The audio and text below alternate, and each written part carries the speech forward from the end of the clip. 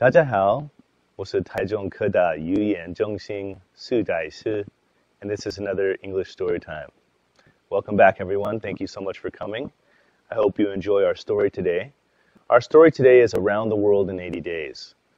This story is a classic story about a man named Phileas Fogg, a rich Englishman who takes a bet with his friends that he can travel around the world and get back to his starting point in 80 days.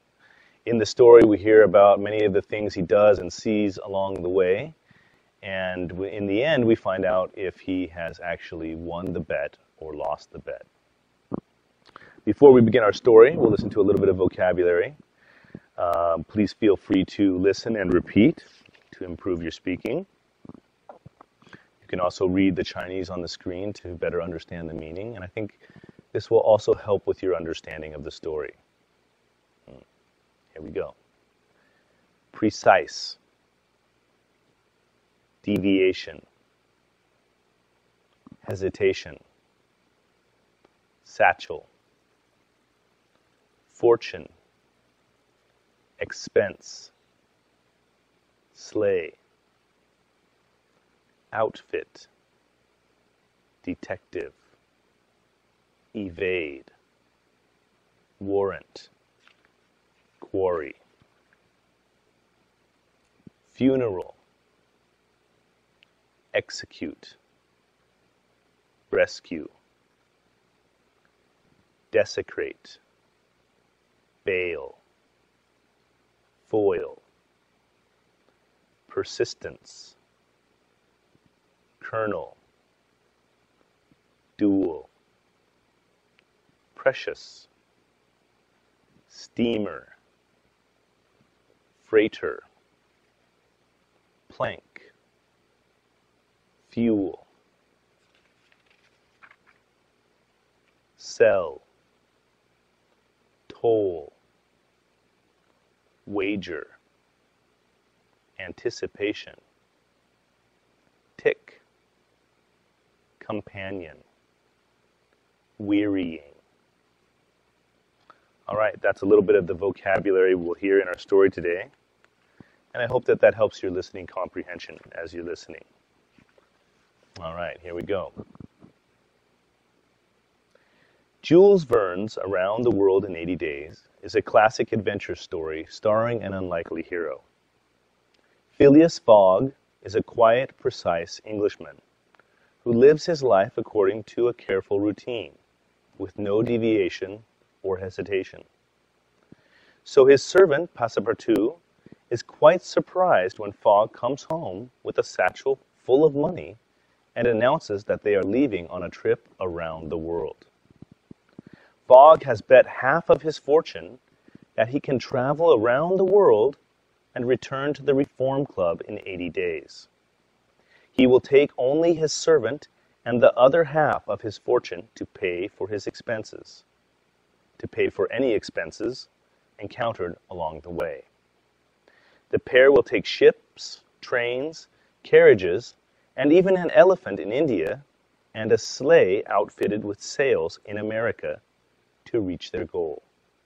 Nothing can stop Fogg.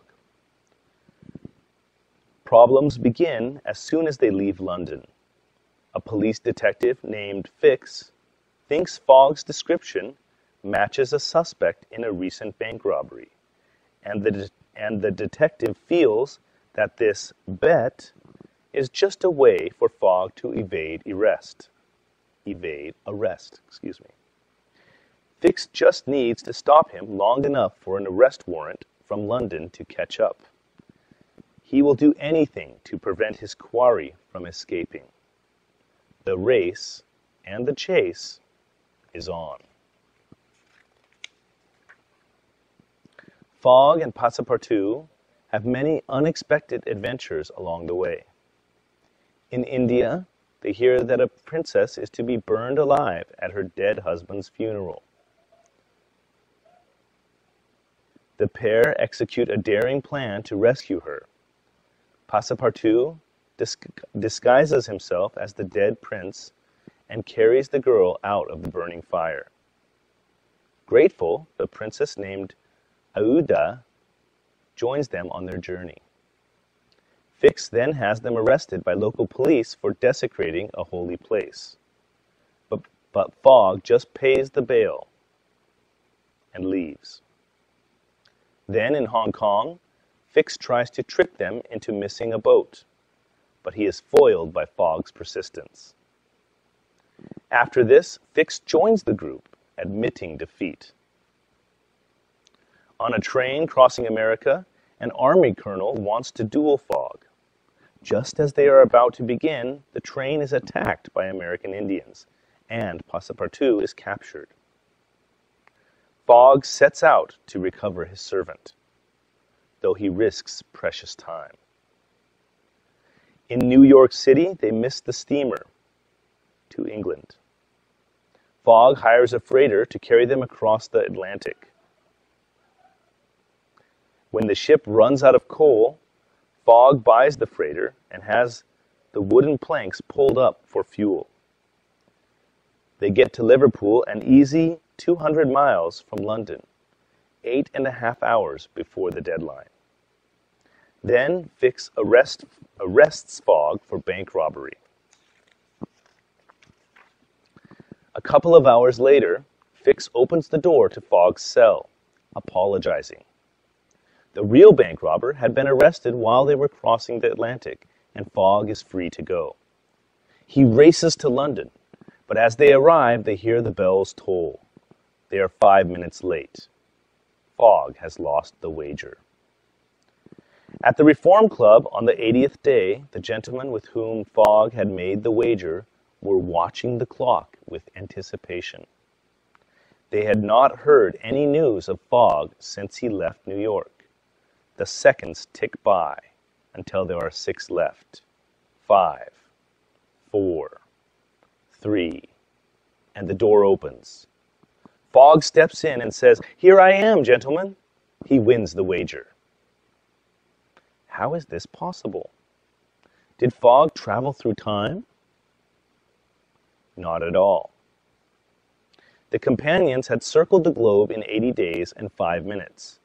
But by traveling east, they had gained a day. They had arrived 24 hours early. It was a long and wearying journey, and though they had passed through many places, they traveled so fast they saw nothing. So what has Fogg to show for it? Nothing but Aouda, who agrees to marry him, and gives him something he did not have before: happiness. As Verne says, "Truly would you not for less than that go around the world." Okay, well, so we find that Fogg wins his bet to travel around the world in 80 days, and he gains something more valuable in the end. He gains his wife and the happiness that she brings into his life. Okay? I hope you've enjoyed the story. Let's listen to a few reading comprehension questions and see if you can pick out the answers to these questions.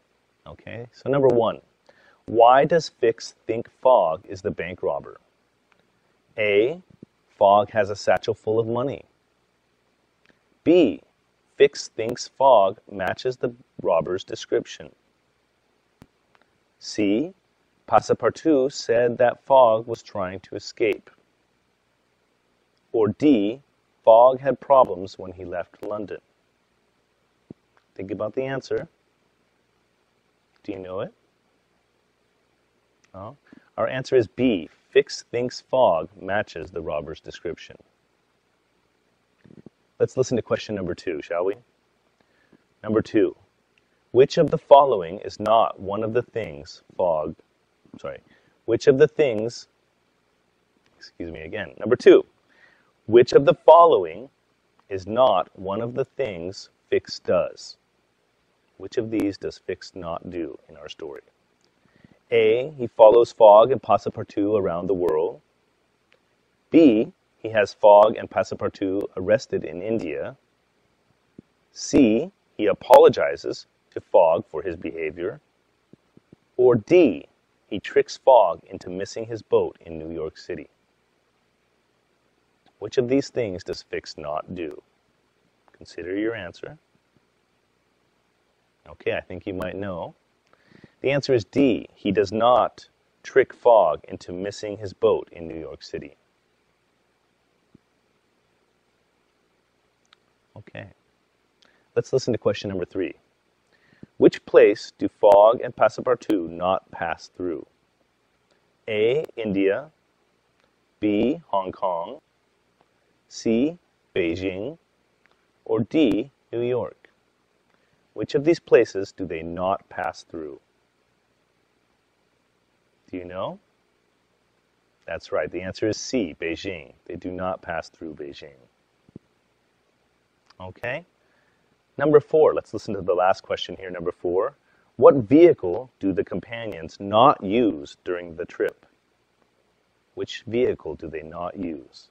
Is it A, an elephant, B, a train, C, a carriage, or D, an automobile? We know that an automobile is a car. And you've guessed it, that's correct. They did not use a car. They did not use an automobile on their trip. Okay, well, that's the end of our story today. Again, thank you for joining me for English Story Time. I hope you've enjoyed listening. And I hope you come again next time for another English story. Thank you so much. Until then, bye-bye and take care.